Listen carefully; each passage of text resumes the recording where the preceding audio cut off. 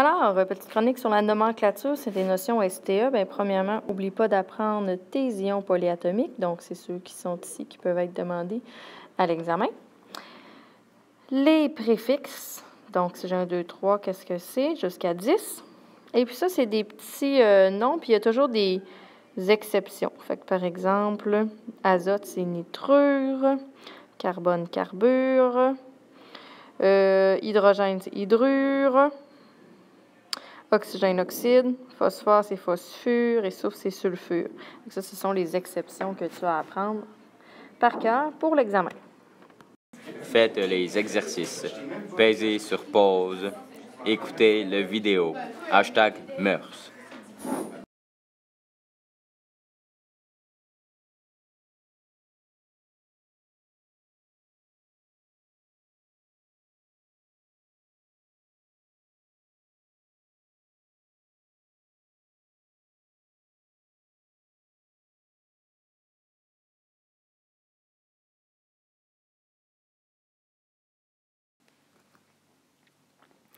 Alors, pour les réponses,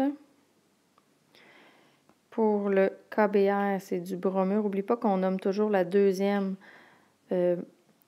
atome en premier. Ça devient donc du bromure de potassium. N'oublie pas d'apprendre tes ions polyatomiques. Donc, si j'ai un petit chiffre, n'oublie pas qu'il sera en indice. Là, ici, il sera écrit en petit ici. Donc, ce serait du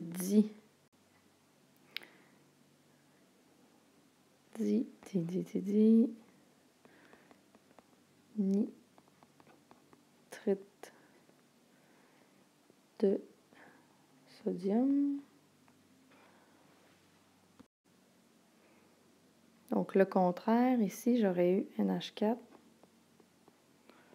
CH3COO. Et le dichlorure de beryllium,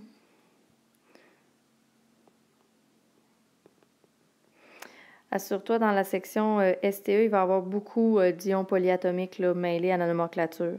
Fait qu'assure-toi de bien les connaître, puis de bien connaître aussi tous tes petits chiffres. Donc, lorsqu'ils sont en indice, là, donc 5, c'est penta, ou etc., etc.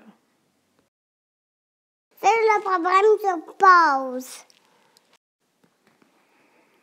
Alors, quand je prends le tableau périodique, le soufre est ici, le calcium est ici. Calcium a 2 électrons de valence parce qu'il est dans la deuxième famille, et le soufre en a 6. Alors, si je les mets ensemble, le calcium en a 2. Je fais un petit dessin. Des fois, tu peux faire un dessin pour t'aider. Le soufre en a 6. Donc, c'est très facile de voir qu'ils se complètent juste en ayant un atome de chaque. N'oublie pas de nommer toujours le métal en premier, donc Ca et S serait la réponse. Pour le deuxième, un peu plus difficile parce que j'ai un ion polyatomique. Donc, n'oublie pas que tu dois apprendre la charge des ions polyatomiques. Donc, j'ai NO3 avec le Mg. Le Mg, je sais qu'il est dans la deuxième famille, donc il y a 2 électrons de valence. Puis le NO3, il est moins 1. Fait que s'il est moins 1, ça veut dire que donc 7 électrons de valence, il en manque juste un pour arriver à 8. Fait que rapidement, je vois que lui va en donner un à lui, mais le Mg, lui, ne sera pas complet. Donc, je vais devoir doubler le NO3 pour avoir une molécule qui est stable. Ce qui me donne donc Mg. Je nomme toujours le donneur en premier. NO3 entre parenthèses 2. Faites les exercices, pèsez sur play. Écoutez la vidéo. Alors, si j'écris la formule au complet, n'oublie pas qu'il va sûrement avoir des ions polyatomiques là-dedans à l'examen. Donc, dichlore, Cl2. Réagir avec, ça veut dire plus. Pour former, c'est la flèche. Le chlorure d'oxygène. Attention, si je compte ici, bien, il me faut un 2 en avant ici pour que ce soit équilibré. Donc, balancé. La deuxième, carbonate, c'est un ion polyatomique. Il réagit pour former du carbone et de l'oxygène. Dioxygène. Alors ici, c'est 2 et 2 et 3.